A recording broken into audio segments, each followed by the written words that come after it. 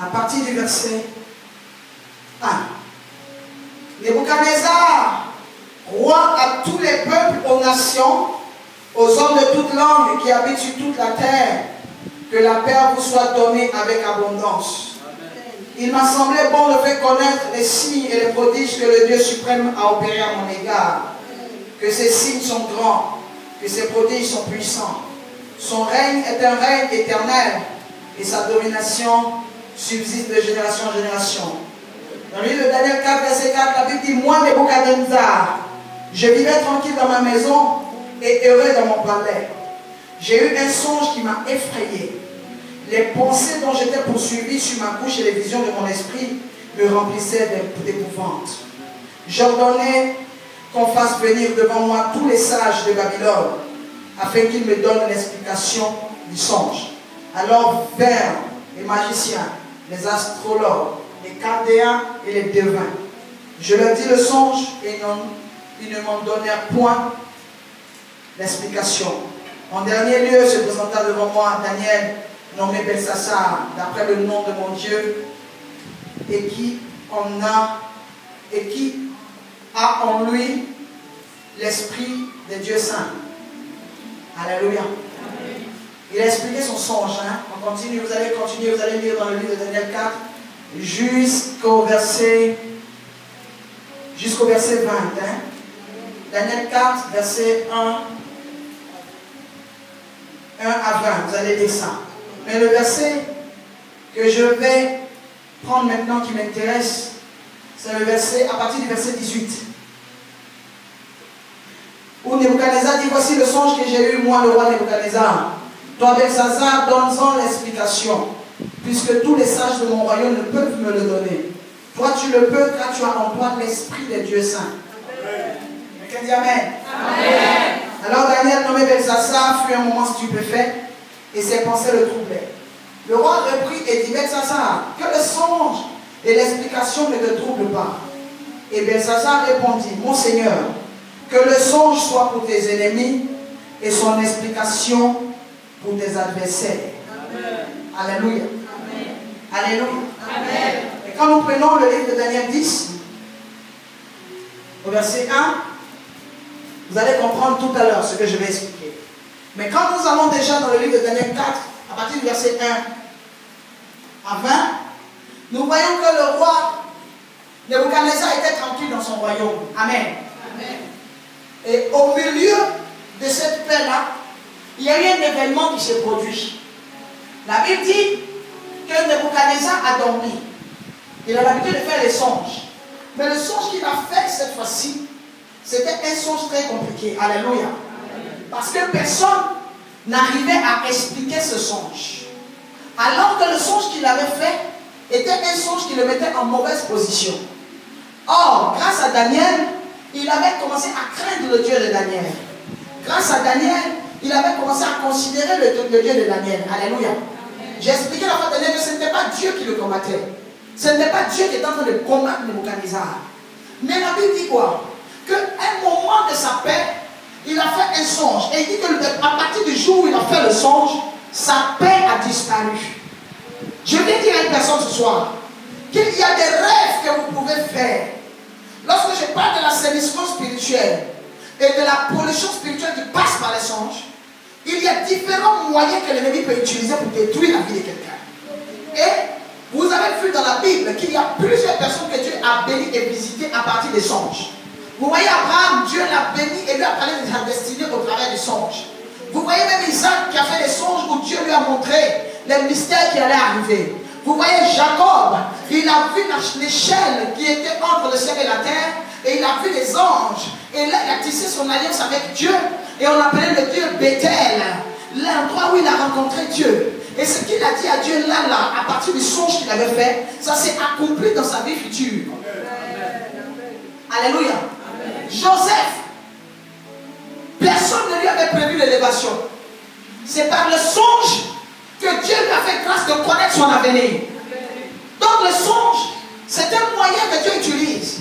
Les rêves sont des moyens que Dieu utilise. Parce que lorsque nous dormons afin de rêver, lorsque nous dormons, nous sommes entre la vie et la mort. Je parle bien. Moitié vivant, moitié inconscient. Alléluia. Et c'est en ce moment-là qu'on peut véhiculer des choses dans l'âme et l'esprit de la personne. Vous comprenez? Mais comme le diable est un parfait imitateur photocopieur, il aime aussi faire tout ce que Dieu fait. Satan aime faire aussi à sa manière. Il sait que Dieu a béni des gens par les songes. Il sait que l'Esprit de Dieu peut utiliser le surnaturel pour livrer les secrets de l'avenir à une personne. Et quand Dieu livre comme ça, ça s'accomplit. Je dis que l'Éternel va faire quelque chose dans ta vie qui va s'accomplir. Alors, qu'est-ce qu'il va faire? Il va provoquer quelque chose où lui aussi, il va commencer à communiquer sa vision par les songes. C'est-à-dire que sa vision destructrice, c'est comme ça on dit, destructrice, hein? Quand il vient te tuer, il vient te faire du mal, il passera par ton spirituel. C'est pour cela que je dis qu'il est important que nous soyons forts spirituellement. Que nous soyons des influents, des personnes influentes dans le royaume des ténèbres. Que nous vivions le réveil spirituel. Parce qu'une personne qui est réveillée spirituellement est une personne qui est armée spirituellement. Et qu'il est difficile de toucher, de tirer sur la personne spirituellement sans qu'il y ait d'antiballes qui bloquent les flèches que l'ennemi envoie. Il y a toujours une capacité que Dieu nous donne de riposte lorsque nous sommes spirituellement spirituellement calés, spirituellement positionnés. Alléluia. Et dans la vie de prière, dans la connaissance de la parole, dans les enseignements, dans la consécration, la sanctification. Alléluia. Nous devenons de plus en plus forts dans la crainte de Dieu, dans le respect de la maison de Dieu, de la présence de Dieu, dans les actions que nous posons dans la maison de Dieu. Cela nous équilibre et nous stabilise. Je ne sais pas si je parle bien. Donc de la même manière que Dieu peut visiter la vie d'une personne, et au travers des songes, il peut dire des choses qui vont s'accomplir. Le diable aussi a cette stratégie-là de polluer l'atmosphère de la personne qu'il veut atteindre. S'il n'arrive pas à atteindre physiquement, il n'arrive pas à te toucher physiquement, il va chercher un moyen où tu es dans ta dimension de mi-éveil, mi-sommeil, dans ta dimension de mi-vivant, mi-mort. C'est lorsque tu dors. Alléluia. Et il viendra là maintenant pour venir s'aimer. Parce que quand le Seigneur, il parle par des songes à Joseph, c'est une sémence qu'il met dans le sommeil de Joseph. Il plante ça dans la vie de Joseph, mais en mode sommeil. Dieu peut planter la sémence dans ta vie par l'évangile que je suis en train de prêcher. Amen. Hein? Par le message que je prêche. Lorsque nous sommes en train de prêcher l'évangile, que nous prêchons l'évangile avec l'Esprit de Dieu, ce sont des sémences que nous plantons dans la vie du peuple. Parce que la bouche qui sort, la parole qui sort de la bouche est armée. Elle est chargée de la puissance de Dieu. Or, la puissance de Dieu exécute la volonté de Dieu. C'est pour ça que la Bible dit que la parole qui sort de la bouche de Dieu ou de ses voix ne retourne pas tant qu'elle n'a pas accompli, sans avoir accompli l'effet qui l'a poussé à sortir. Donc quand la parole est libérée, la parole est libérée pour un effet. La parole a quelque chose à atteindre dans la vie de la personne qui prête ses oreilles à l'écoute de la parole. Une personne qui est dans une assemblée, c'est pour ça que des fois la personne, les gens disent c'est mon message. Mais tu vois que pendant qu'on prêche le message, il y a des gens qui dorment. Pendant qu'on prêche le message, il y a des gens qui sont ailleurs. Et tu vois quelqu'un qui est concentré qui dit non, ce message c'est mon message. Parce que le Seigneur utilise les oreilles que la personne prête ces jours-là à l'écoute de l'évangile pour s'aimer quelque chose dans la vie de la personne. C'est pour cela que vous voyez que les chrétiens qui ont compris, lorsqu'on libère une parole, comme la parole c'est une sémence qui est comme ça dans la foule et dans la ville, vous voyez des gens sur une parole qui prennent une sémence et qui viennent. Ce n'est pas quelque chose qui est quoi? L'escroquerie ou la sorcellerie, non. Les gens viennent sceller parce qu'il y a tellement de choses qui passent. Mais en venant sceller, ils viennent faire une offrande parce que, avant par exemple, à cause d'une parole que le prêtre Élie a libérée sur la vie de Anne, Anne a dit non, l'enfant là je le donne. Parce que la parole que tu as libérée là, j'attache ça, je scelle ça en donnant Samuel. Mais laissez-moi vous dire quelque chose. Anne n'a pas donné Samuel parce qu'elle était trop contente. Anne a donné Samuel avant que Samuel ne naisse parce qu'elle espérait avoir 6 autres. Parce qu'après Samuel, elle a fait 6 autres enfants. Donc, elle a semé ce qui avait d'important pour elle, pour les choses à venir. Vous comprenez? C'était une parenthèse. Hein? Donc, quand vous voyez les gens qui viennent sceller, les gens viennent sceller pour arracher. Pour posséder ça. C'est quelque chose que physiquement on ne peut pas comprendre. Mais ce sont les gens de l'esprit qui posent ces actions parce que les personnes comprennent les choses de l'esprit. Et l'esprit est dedans valide. Hein? Donc, par l'évangile que je prêche, quelqu'un aime l'évangile que je prêche? Par la parole que je prêche, le Seigneur peut s'aimer sa promesse dans ta vie. Amen. Par l'imposition de main. L'imposition de main. Le Seigneur peut s'aimer. Amen. Il a dit à Moïse, prends de l'esprit qui est sur toi. Prends l'onction qu'on t'a donnée, que je t'ai donnée. L'onction que tu prends pour opérer. L'onction qui agit dans ta vie depuis le buisson ardent. Que tu as pris pour opérer en Égypte. Que tu as pris pour opérer en sortant de l'Égypte. Que tu as pris pour opérer même dans le début du désert. Prends cette portion, c'est rempli en toi. Dieu n'a pas dit je prends, je mets sur. Il dit prends et mets sur les 70. Amen. Prends de l'esprit qui est sur toi. Donc, par l'imposition de main selon l'onction que nous avons, nous pouvons transférer la sémence dans la vie de quelqu'un. Amen. Et l'Éternel peut s'aimer dans la vie d'une personne. Hein? Pas une alliance que la personne vient lui tisser en s'aimant dans sa vie. La personne ne peut pas s'aimer à la dimension de Dieu, mais vient poser une action selon son côté humain, parce que Dieu est Dieu, il donne toujours plus, parce qu'il a plus. La personne vient s'aimer. Dieu peut donner l'accomplissement de la parole à cette personne. Amen. Et il peut surtout s'aimer par les songes. Amen. Où la personne dort et il vient pour s'aimer sa promesse à la vie de la personne. C'est comme cela que vous pouvez faire des songes. Aujourd'hui et dans 10 ans ça s'accomplit, dans 5 ans ça s'accomplit. C'est que Dieu avait semé quelque chose. Amen. Mais comme c'est une atmosphère, c'est ça, c'est comme ça qu'on dit. Comme c'est une atmosphère, l'atmosphère des visitations spirituelles, le diable aussi, il prophétise parce que même si vous avez une maison, vous devez fermer la porte. Si vous oubliez de fermer la porte ou vous ne mettez pas les garde-fous pour protéger la maison, les bandits peuvent essayer d'entrer. C'est faux. Mais spirituellement, si nous avons des portes, les songes et notre âme est une porte. Alléluia. Donc le diable va tenter de rentrer aussi. Donc si ce n'est pas bien fermé, la preuve, la Bible a imagé même la vie de l'homme. La Bible dit que lorsque les démons sont chassés, et que les démons sont chassés et la personne qui a chassé, qui a les démons qui ont été chassés, la personne dont les démons ont été chassés de la vie, hein, la personne n'aménage pas sa maison. Est-ce que la vie d'une personne c'est une maison?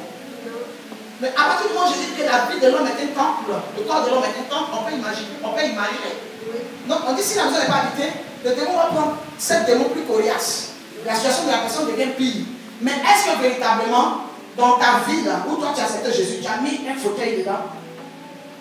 Mais quand il n'est pas meublé, si la maison n'est pas aménagée, donc c'est aménagé par quoi? Hein? Par l'esprit.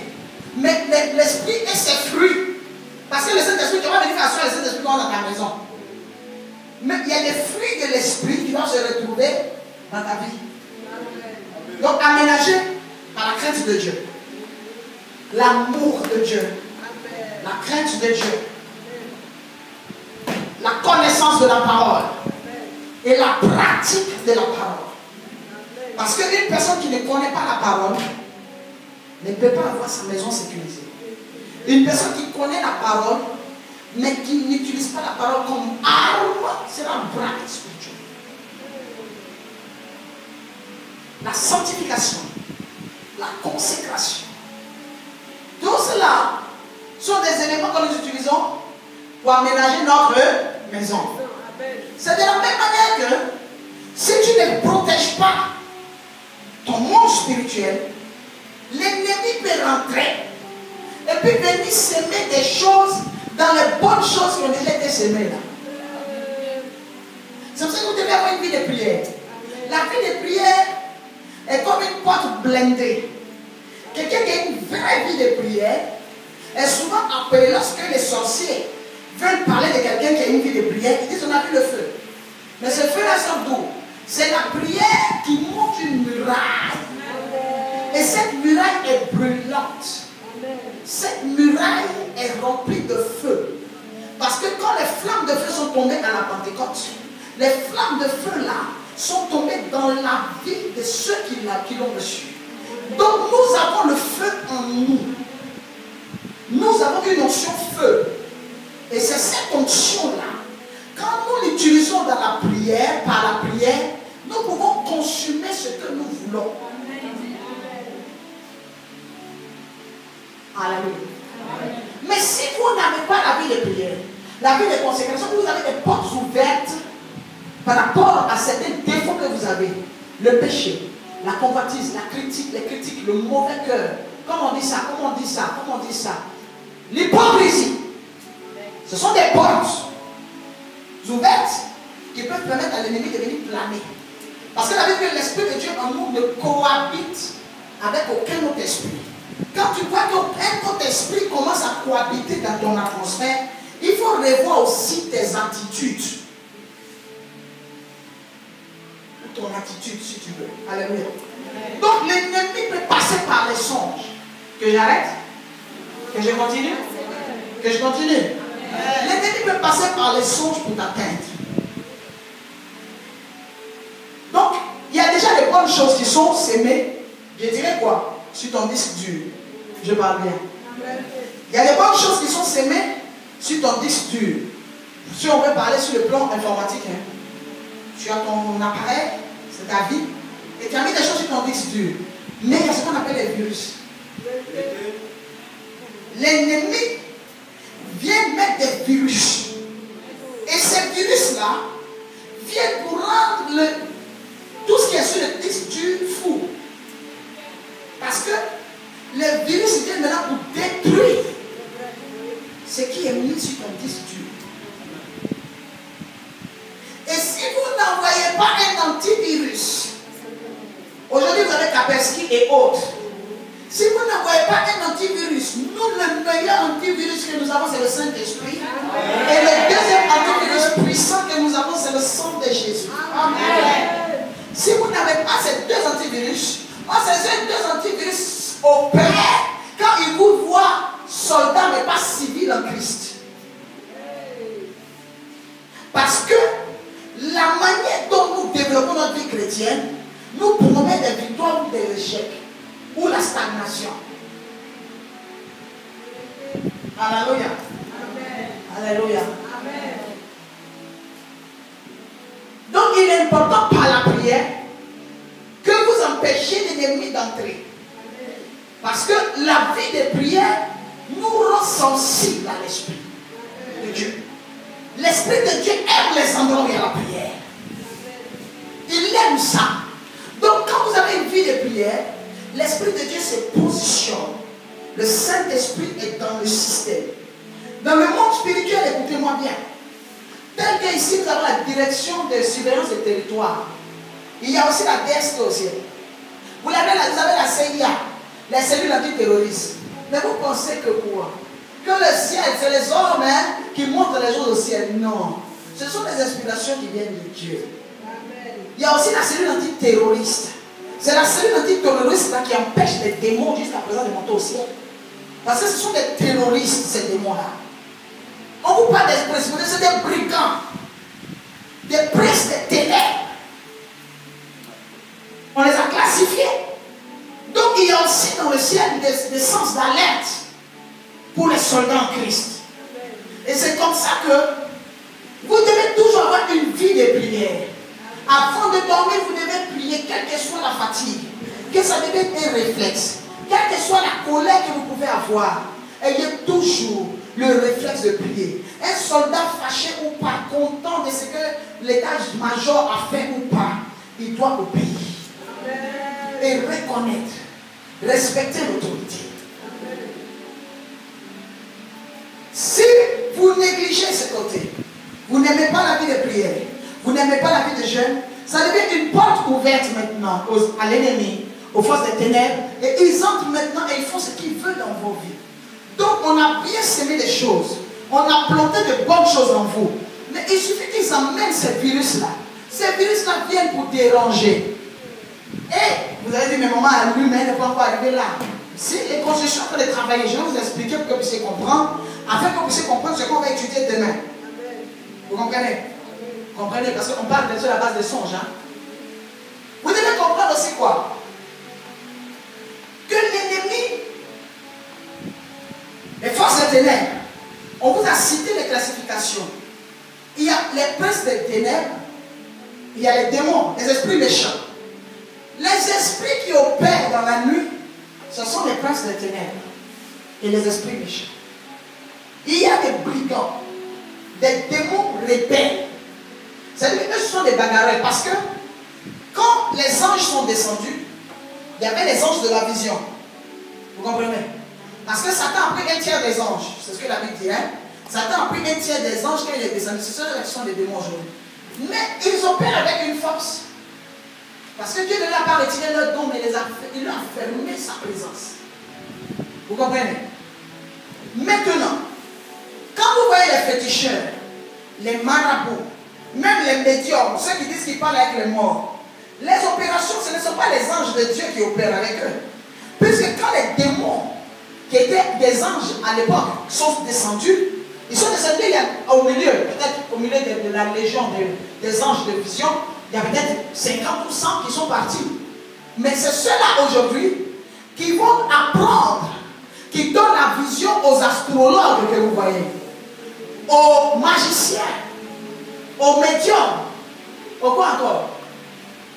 Ceux qui font la cartomancie, la magie, tous ceux qui travaillent avec la soi-disant vision, les féticheurs, les marabouts, ce sont les anges déchus qui faisaient partie du système de Dieu parce que le ciel est hiérarchisé. Il y a des anges de combat, il y a des anges de ceci, il y a des anges médecins, il y a des gens, il y a différentes catégories. Mais il y a un groupe qui s'est rébellé.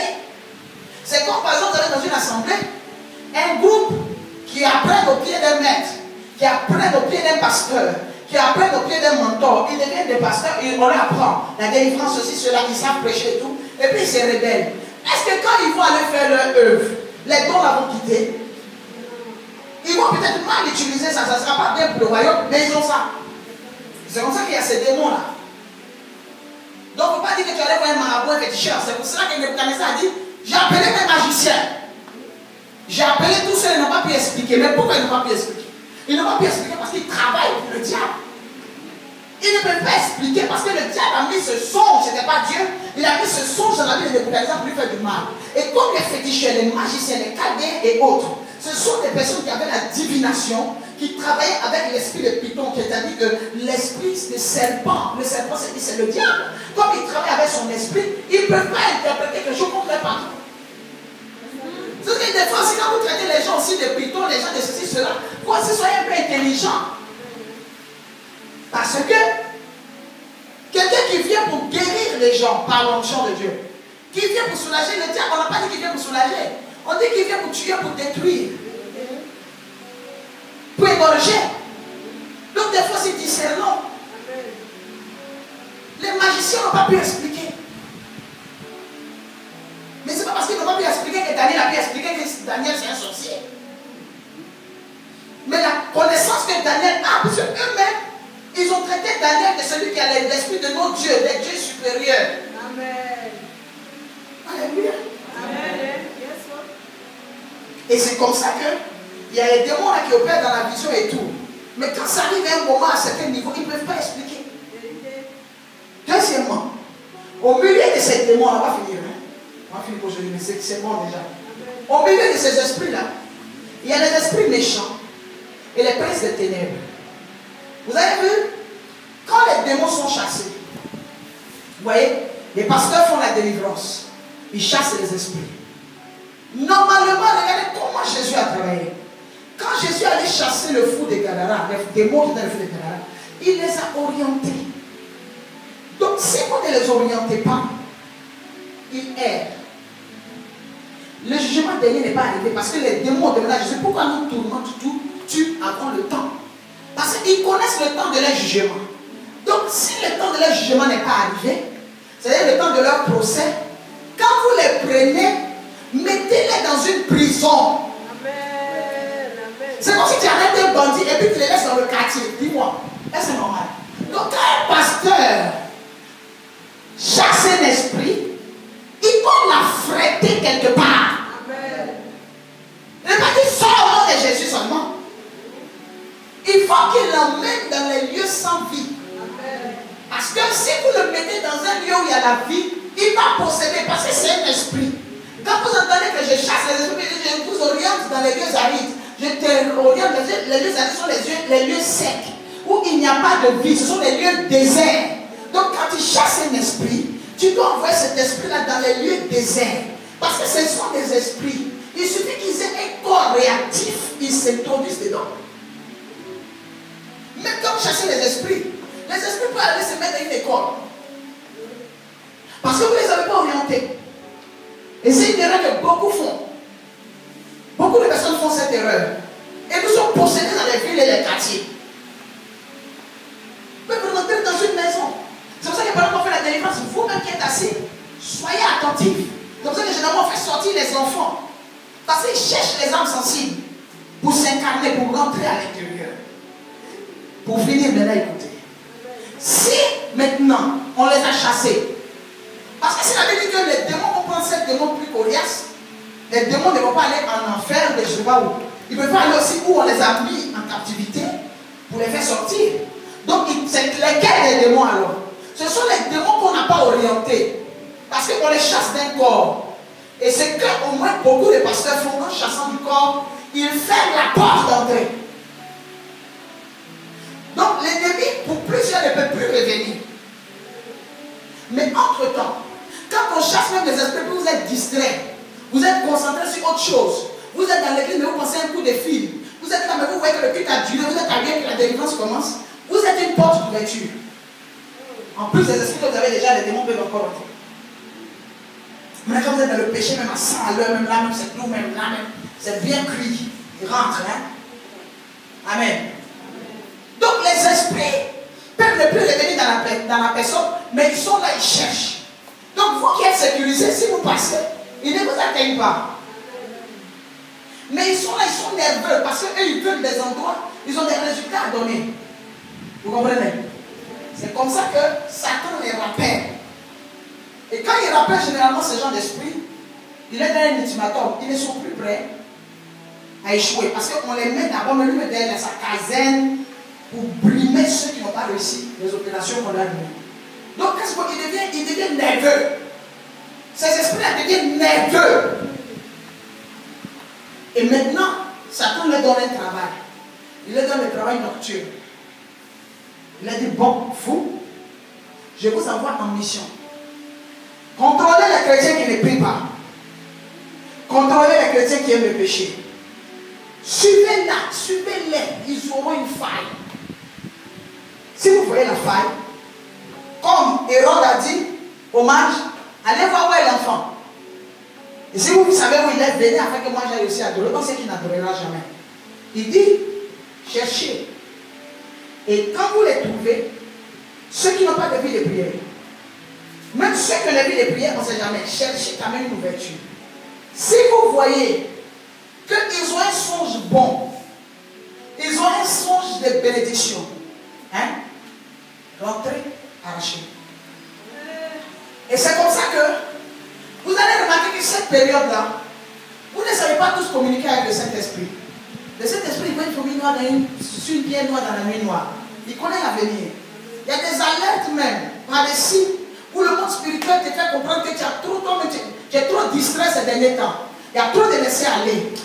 Mais au départ, tu ne comprends pas. Tu es têtu, tu n'écoutes pas. Tu penses que c'est le pasteur qui va t'emmerder, ou bien c'est la soeur en plus qui a eu la vision, ou bien à qui tu es en train de parler dans le cœur qui est en train de te faire, de te fatiguer, de t'emmerder. Tu ne comprends pas. Oh, c'est parce qu'il y a peut-être une bénédiction qui vient ou un message du Seigneur, mais qu'on va te voler.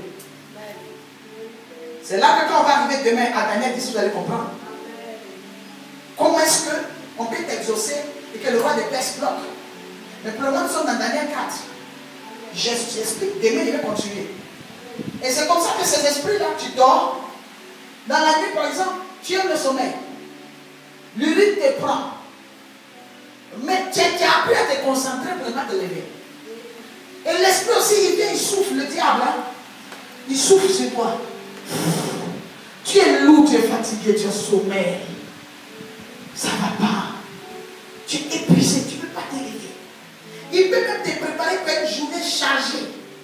Il peut te préparer pour un travail qui t'absorbe. Il peut te préparer pour un problème de famille. Il peut te préparer tout ça. Il cherche une faille pour t'atteindre. Et la nuit, tu fais le songe. Le Saint-Esprit te réveille. Des fois, même un moustique peut te piquer. Ça ne veut pas dire que c'est le moustique qui te pique, c'est le Saint-Esprit. Hein? N'interprétez pas mal. Mais ça veut dire qu'il peut y avoir quelque chose dans le physique qui est pour interpeller ton corps, pour que tu te réveilles.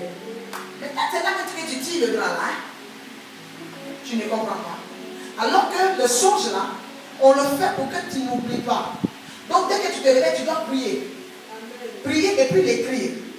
Tu dis non, je vais dormir jusqu'au matin. Le matin, tu te réveilles, tu dis j'ai oublié. C'est-à-dire que tu ne te souviens même pas. Si le songe était bon pour toi, si c'était mauvais, tu ne peux pas te souvenir. Mais alors qu'il y a des songes qu'on doit faire avec tout à l'envoyeur. Il y a des songes qu'on doit ramener dans le camp de l'ennemi. Parce que c'est une sémence poisseuse. C'est une sémence de venin. C'est une sémence de tuerie. C'est une sémence ténébreuse. C'est une sémence d'humiliation. Ça peut être une sémence de graines de mort. Ça peut être une sémence de graines de renvoi de travail. Ça peut être une sémence de chômage. Ça peut être une sémence qui va attaquer même le pays où tu vas aller vivre. Ça peut être une sémence qu'ils ont mis dedans. Mais tu ne sais même pas, tu as regardé à quoi. Mais une personne qui a l'habitude de prier oublie difficilement ses songes. Parce que son esprit est en alerte. C'est ce que vous devez vous former à la prière de nuit. La nuit, c'est pour le royaume spirituel.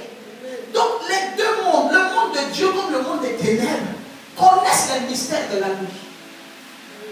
C'est pour cela que aimer dormir la nuit, ce n'est pas encore quelqu'un qui va vers la victoire. Vous devez vous battre pour apprendre à avoir une vie de prière de nuit. Les médecins disent quoi? Vous devez avoir 8 heures de sommeil. Et 8 heures de sommeil, ça c'est médicalement. Mais spirituellement, toi tu vas te nourrir de ces nuits-là. Ta sève de percée sort de ces nuits-là où tu ne dors pas. Mais regardez, quand vous êtes habitué, comment est-ce que les médecins qui n'ont pas 8 heures de sommeil la nuit, les pompiers qui n'ont pas 8 heures de sommeil la nuit ne meurent pas? Vous pouvez comprendre qu'à X heures, on appelle des médecins. Ils n'ont pas de 8 heures de sommeil, mais ils sont prêts à travailler parce que c'est dans leur esprit. Vous comprenez? C'est bon. C'est ce que j'explique. Et on peut te voler comme ça, te mettre une sémence de mort et te voler tes songes. Ce sont des brigands de nuit. Donc il faut prier pour tout cela. On peut aussi te mettre une bonne sémence. Le Seigneur vient te montrer être tout comme Joseph a vu. Mais si Joseph n'avait pas vu et ne s'était pas souvenu, son histoire n'allait pas continuer comme ça continue. Parce qu'il a résisté à la femme de Potiphar à cause de sa vision. À cause de ce qu'il avait vu qui était dans sa tête. Mais c'est toi, le Seigneur te montre par exemple quelque chose qui doit arriver. Et puis tu as oublié. Tu vas expliquer ça comment? Tu vas te défendre contre quoi? Tu vas te battre contre quoi? Parce que tu n'as pas de point de départ. Amen. Daniel a fait quelque chose qui m'a touché. Quand tu vois le livre de Daniel 4, verset 19, quand le roi a fini d'expliquer, Daniel a compris que ce n'était pas Dieu. Le songe n'était pas bon.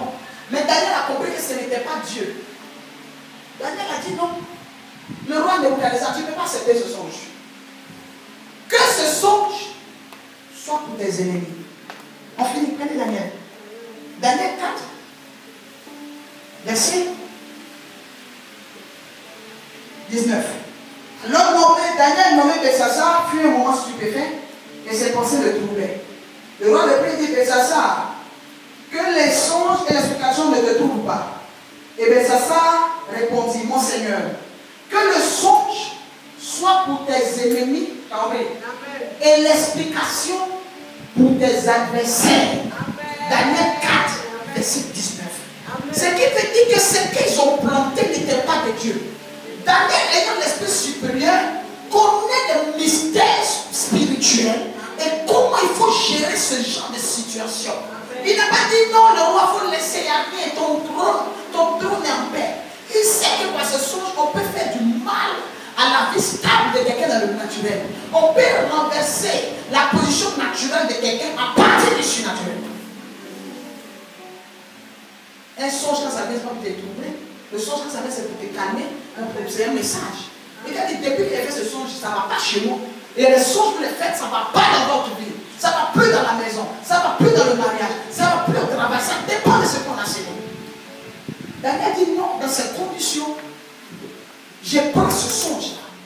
Comme c'est spirituellement qu'ils ont lancé, moi aussi, je prends dans le spirituel. Que ce songe soit pour tes ennemis. C'est-à-dire que la sémence qu'ils ont sémée, je prends ça et je fais retour à l'envoyeur. Il dit que ce songe soit pour tes ennemis. C'est-à-dire que si tes ennemis sont dans le spirituel, si tes ennemis sont sur la terre, parce qu'ils peuvent aussi opérer dans la nuit où tu dors, quelqu'un peut aller chez un féticheur. Et à l'heure où la personne va chez le féticheur, à 3 et 4 heures du matin, c'est une heure où tu dors. Arrivé chez le féticheur, on va te demander ton image. Arrivé chez le féticheur, on va te demander quelque chose de toi. Donc quand ils vont mettre, tu seras dans quel état? Ton visage apparaît, ça apparaît dans quel état? Mais tu dors. Et comme tu dors, ils peuvent, comme ils sont en train de travailler dans le spirituel, ils peuvent maintenant te balancer quelque chose dans ce spirituel-là. Et quand ils te lancent cela dans le spirituel, l'âme démoniaque, ténébreuse, ils te lancent une poudre, ils te lancent quelque chose, mais c'est une âme ténébreuse qui a un but à terre. Et quand ça va rentrer dans ta vie, tu vas faire quoi? C'est rentrer. Tu te réveilles, mais spirituellement, tu as planté. Daniel dit non. Que ce songe-là, si c'est chez les marabouts, c'est chez les féticheurs, c'est chez les mystiques, c'est chez les magiciens, quel que soit où c'est, les ennemis qui t'ont donné ça, comme c'est tellement bon, je prends ce songe et je me déplace, je vais jusqu'à dans l'air spirituel et je sème ça là-bas. Ça va pousser là-bas. Mais ça ne va pas pousser chez toi. Et la deuxième chose, il dit, et l'explication. C'est-à-dire qu'il a pris, puisque c'est une sémence qu'ils ont mis, il a déterré la sémence par la parole. Il a déterré ce qu'ils ont sémé, parce qu'ils ont sémé par une action. Il déterre et il ramène chez son ennemi. Donc tu fais un songe qui n'est pas bon, il ne faut pas accepter. Qui te réveille. Où on t'a expliqué ça là? Il fait le retour à l'envoyeur. Et il dit que l'explication, c'est-à-dire la réalisation, soit pour tes adversaires. Tes ennemis, ce sont les esprits. Tes adversaires, ce sont des êtres humains qui sont sur la terre avec toi, qui adorent ces esprits-là.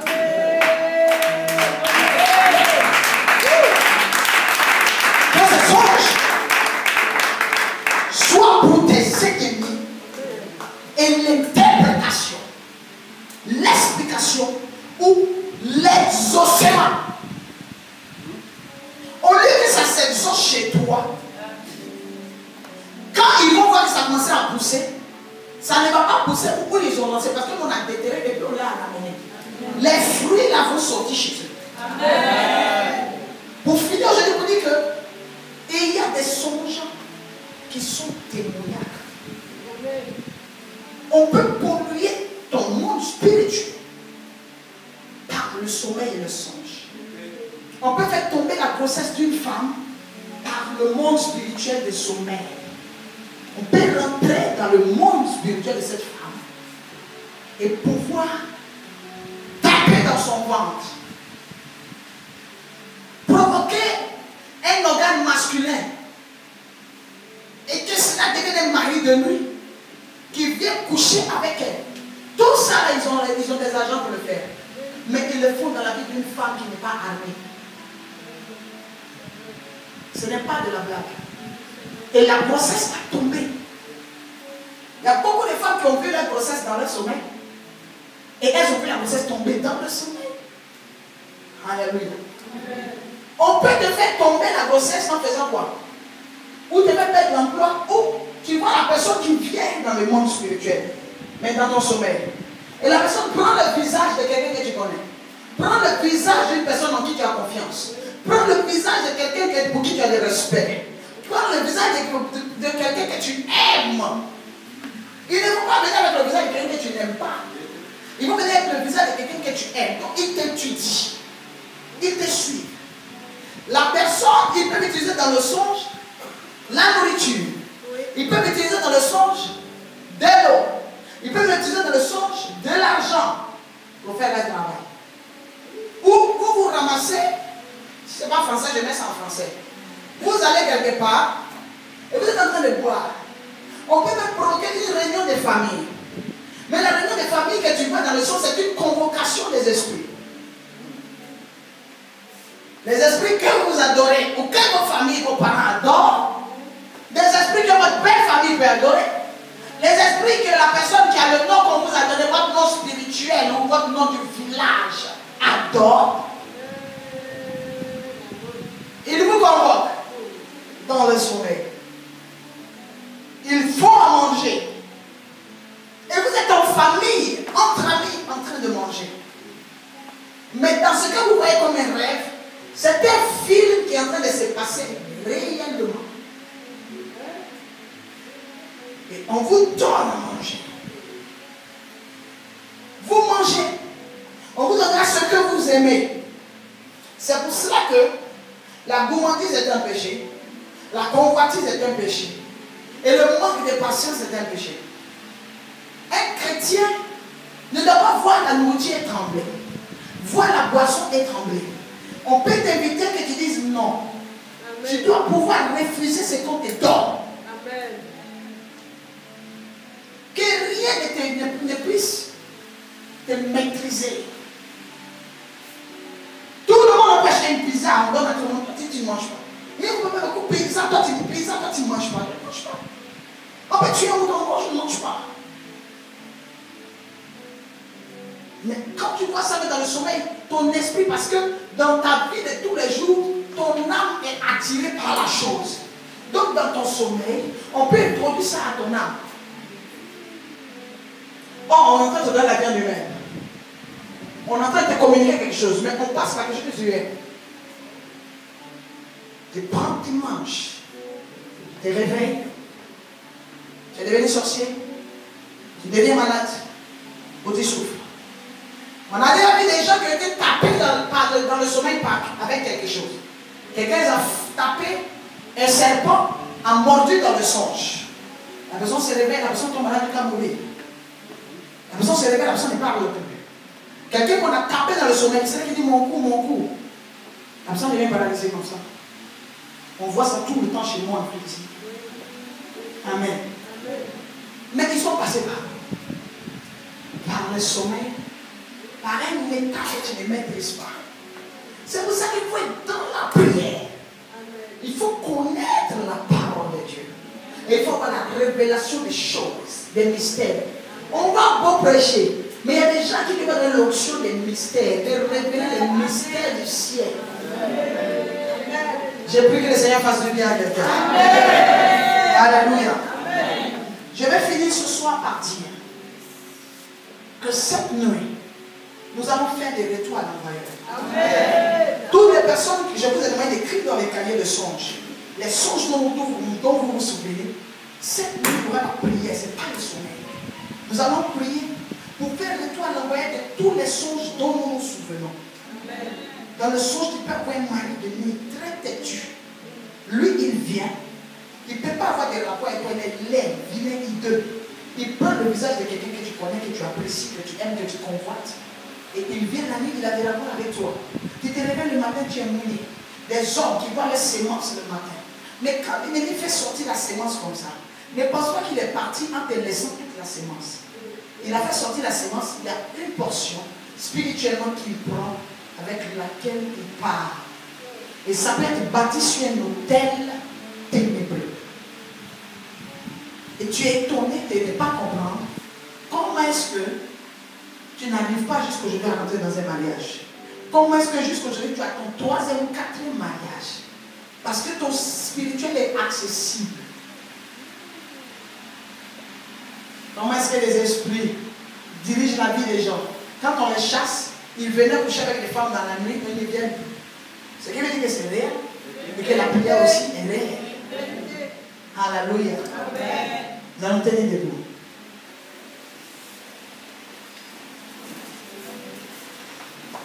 À l'école du Saint-Esprit, nous prions beaucoup. Quand nous sommes dans ce temps de séminaire, nous sommes dans ce temps d'enseignement, ne regardez pas le temps. Mais il y a même le temps qui est favorable à ce genre de prière. Il y a l'atmosphère que le Seigneur prépare pour délivrer les gens. Alléluia. Nous allons prier maintenant. Et tu vas prier pour faire le tour à l'envoyé de tous les songes ténébreux. Toutes les sémences démoniaques qui ont été sémées dans ta vie de songe, dans ta vie de sommeil. Tout ce qui a pollué ta vie jusqu'à aujourd'hui.